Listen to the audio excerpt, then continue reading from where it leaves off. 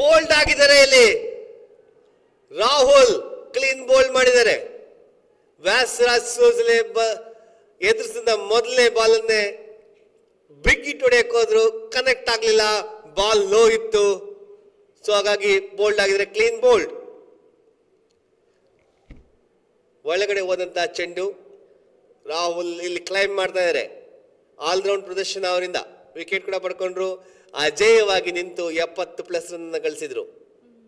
ಇಲ್ಲಿ ಕಾರ್ತಿಕ್ ಇನ್ನು ಹೋರಾಟ ಬಿಟ್ಟಿಲ್ಲ. 4 ಓವರ್ನ ಮುಕ್ತಾಯಕ್ಕೆ 46ಕ್ಕೆ 2.